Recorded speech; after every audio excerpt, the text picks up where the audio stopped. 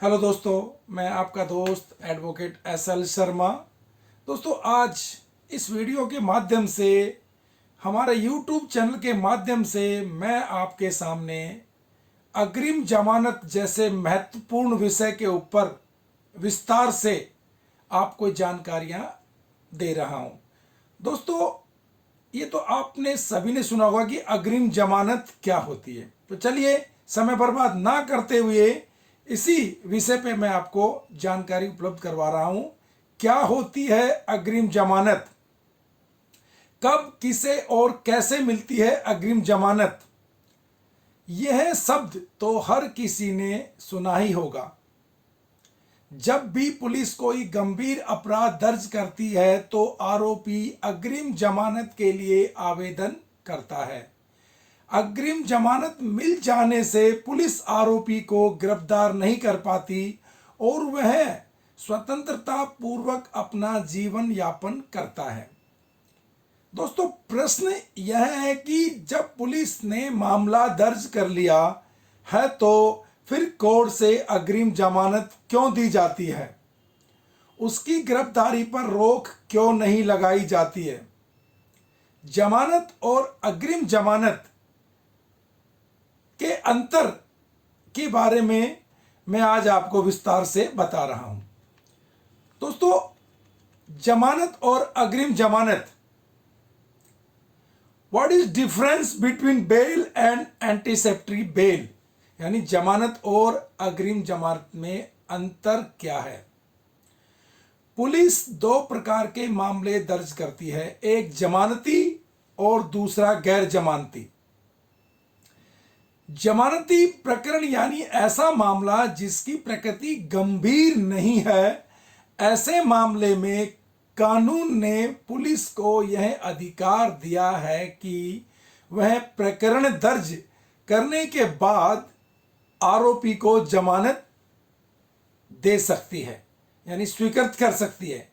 हालांकि यह पुलिस की जिम्मेदारी होती है कि जब मामला कोर्ट में सुनवाई के लिए प्रस्तुत हो तो पुलिस आरोपी को कोर्ट में प्रस्तुत करे, यानी जिसको जमानत दी गई है पुलिस के द्वारा उसको कोर्ट में पेश करे।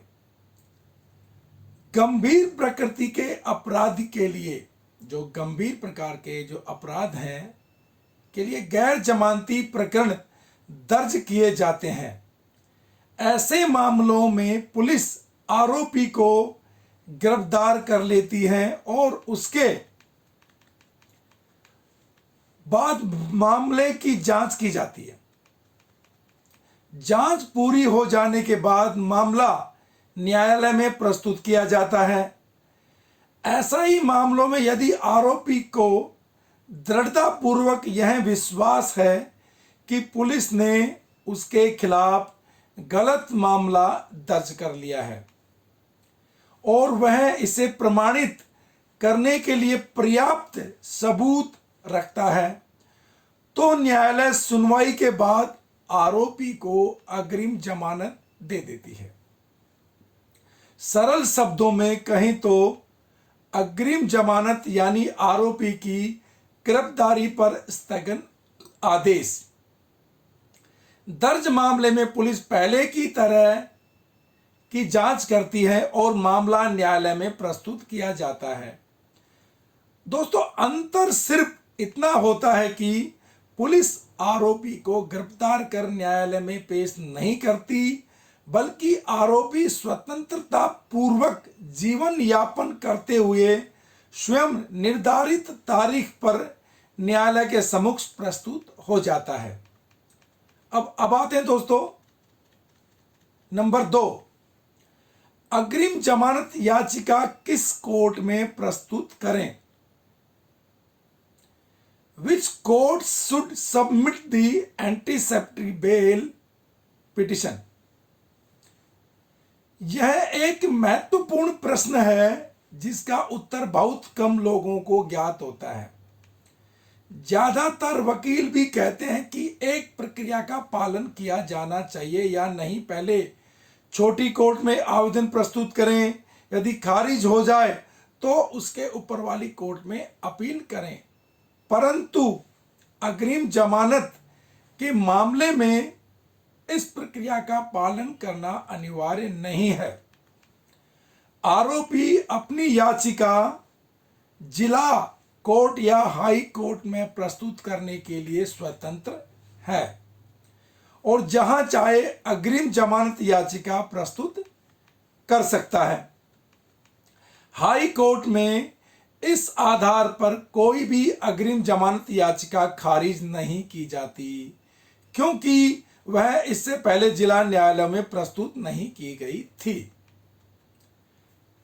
Equal right to section court and high court, सत्र न्यायालय और उच्च न्यायालय को समान अधिकार अग्रिम जमानत देने के। दोस्तों, सीआरपीसी की धारा 438 में उच्च न्यायालय एवं सत्र न्यायालय को समान अधिकार दिए गए हैं। दोनों न्यायालय अग्रिम जमानत याचिका पर सुनवाई कर सकते हैं और यदि न्यायाधीश को लगता है कि पुलिस ने गलत मामला दर्ज कर लिया है तो वह आरोपी को अग्रिम जमानत का लाभ देने के लिए स्वतंत्र है। यह आप हाई कोर्ट और सेशन कोर्ट में प्राप्त कर सकते हैं, ये लाभ ले सकते हैं। अब आता है दोस्तों, why was there provision for anticipatory bail, यानी अग्रिम जमानत का प्रावधान क्यों किया गया। दोस्तों, यह एक बहुत ही महत्वपूर्ण प्रश्न है। पुलिस मामला दर्ज करने से पहले फरियादी से कई तरह के सवाल करती है। अपने स्तर पर प्रारंभिक जांच करती है। जब इंस्पेक्टर स्तर के अधिकारी को यह विश्वास हो जाता है कि अपराध दर्ज किए जाने योग्य है, तभी उसे प्रथम सूचना प्रतिनिधि एफआईआर में दर्ज किया जाता है। प्रश्न यह है कि जब पुलिस प्रारंभिक जांच कर लेती है और उसके बाद मामला दर्ज किया जाता है तो फिर आरोपी को अग्रिम जमानत का लाभ क्यों दिया जाता है। अग्रिम जमानत का प्रावधान क्यों किया गया। यह एक प्रकरण की सुनवाई के दौरान इलाहाबाद हाई कोर्ट में न्यायमूर्ति श्री यशवंत वर्मा जी ने बताया कि अग्रिम जमानत का प्रावधान संविधान में प्रदत्त व्यक्तित्व स्वतंत्रता एवं अनावश्यक उत्पीड़न की गारंटी के तहत लागू किया गया है। सीआरपीसी की धारा 438 में अग्रिम जमानत का प्रावधान है। अब आते हैं दोस्तों, how long does advance bail remain, अग्रिम जमानत कब तक प्रभावी रहती है। आरोपी को न्यायालय की ओर से दी गई अग्रिम जमानत पुलिस की जांच पूरी होने तक प्रभावी रहती है। जैसे ही पुलिस की जांच पूरी होती है और पुलिस कोर्ट में चालान पेश करती है, अग्रिम जमानत अपने आप निष्प्रभावी हो जाती है। आरोपी को निर्धारित प्रक्रिया के तहत जमानत के लिए समकक्ष न्यायालय में प्रस्तुत होना पड़ता है। न्यायालय एक बार फिर निर्धारित करता है कि अपराध की प्रकृति क्या है। पुलिस ने अपनी विस्तृत जांच में क्या पाया और क्या हाल आरोपी को जमानत मिलनी चाहिए। यहां पर न्यायालय आरोपी को जेल भेज भी सकता है और जमानत भी दे सकता है। यानी अब आता है अग्रिम जमानत निरस्त भी हो सकती है। अग्रिम जमानत निरस्त भी हो सकती है। Can anticipatory bail be cancelled, अग्रिम जमानत यानी गिरफ्तारी पर रोक यह समक्ष न्यायालय द्वारा प्रदान की जाती है और न्यायालय को अधिकार होता है कि वह पुलिस की जांच पूरी होने से पहले यदि आवश्यकता महसूस करे तो अग्रिम जमानत को निरस्त भी कर सकती है। सामान्यतः पुलिस या दूसरे पक्ष की ओर से आपत्ति आने के बाद ही ऐसा होता है। क्या धारा 376 में अग्रिम जमानत मिल सकती है? Can one get anticipatory bail in section 376?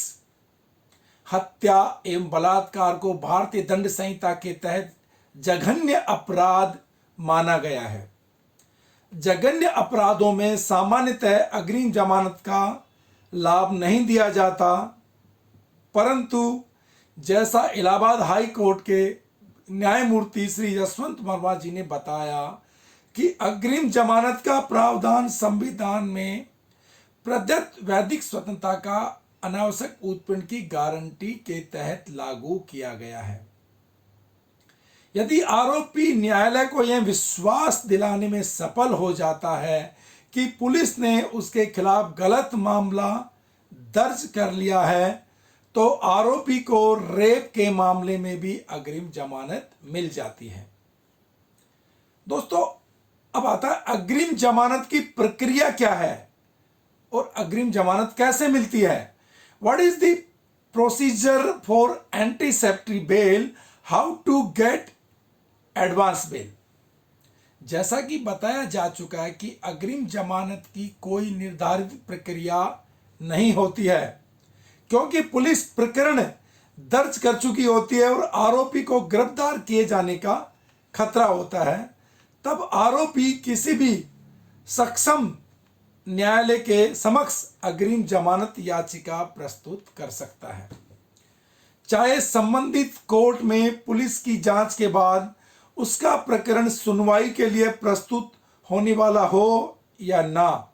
सत्र न्यायालय से लेकर हाई कोर्ट तक कहीं भी अग्रिम जमानत याचिका दाखिल की जा सकती है। अग्रिम जमानत मिलने पर सिर्फ एक ही आधार है और वह यह है कि प्रकरण दर्ज किए जाने में कोई चूक हुई हो या फिर फरियादी ने किसी साजिश के तहत मामला ही झूठा दर्ज करा दिया हो। अब आते हैं अग्रिम जमानत में अभियुक्त की उपस्थिति आवश्यक है क्या। In the presence of the accused in anticipatory bail necessary. ये प्रश्न, अग्रिम जमानत याचिका की सुनवाई के समय अभियुक्त या आरोपी को उपस्थित होना अनिवार्य नहीं है। अभियुक्त की ओर से उसका वकील अग्रिम जमानत याचिका पर अपने दावे प्रस्तुत करता है एवं प्रस्तुत साक्ष्य एवं दलीलों के आधार पर न्यायालय अग्रिम जमानत याचिका पर फैसला करता है। सेशन कोर्ट में अग्रिम जमानत याचिका खारिज होने के कितने दिन बाद हाई कोर्ट में हम दाखिल कर सकते हैं, यानी अगर हमारी अग्रिम याचिका सेशन कोर्ट ने खारिज कर दी तो हम हाई कोर्ट में कितने दिन में अपील कर सकते हैं। If anticipatory bail is rejected by court of sessions, then within what period anticipatory bail can be filed in high court. जैसा कि इलाहाबाद हाई कोर्ट में न्यायमूर्ति श्री यशवंत वर्मा जी ने बताया कि सीआरपीसी की धारा 438 में उच्च न्यायालय एवं सत्र न्यायालय को समान अधिकार दिए गए हैं एवं अभियुक्त या आरोपी जहां भी उसे न्यायोचित सुनवाई की उम्मीद हो उसके लिए सुविधाजनक वह अग्रिम जमानत के लिए आवेदन कर सकता है। अतः इस तरह का कोई भी नियम नहीं है कि किसी भी न्यायालय से अग्रिम जमानत याचिका खारिज होने के कितने दिन बाद किसी दूसरे न्यायालय में प्रस्तुत की जा सकती है। दोस्तों, मेरा ये जो वीडियो बनाने का मुख्य उद्देश्य आपको अग्रिम जमानत के बारे में जागरूक करना और ज्ञान देना है, यानी आपको पता होना चाहिए। हमारे YouTube channel legal expert in Delhi का एक ही मकसद है, हम हमारे व्यूवर्स को हमारे सब्सक्राइबर्स को ज़्यादा से ज़्यादा कानून की जानकारियां बारीक बारीक तरह से समझाएं। दोस्तों, अगर आपको मेरे द्वारा बताई गई जानकारी में कुछ त्रुटि लगी हो तो मैं क्षमा प्रार्थी हूं। आप हमें कमेंट्स कर सकते हैं, हम आपके कमेंट्स का जवाब देंगे। अगेन दोस्तों, अगर आपको मेरे द्वारा दी गई जानकारी अग्रिम जमानत के ऊपर आपको अच्छी लगी, ज्ञानवर्धक लगी, तो प्लीज़ हमारे चैनल को लाइक कीजिए, सब्सक्राइब कीजिए और अपने यार दोस्तों में फॉरवर्ड कीजिए ताकि उनको भी कानून की बारीक जानकारियों के बारे में पता चलेगी। अगेन दोस्तों, जय हिंद।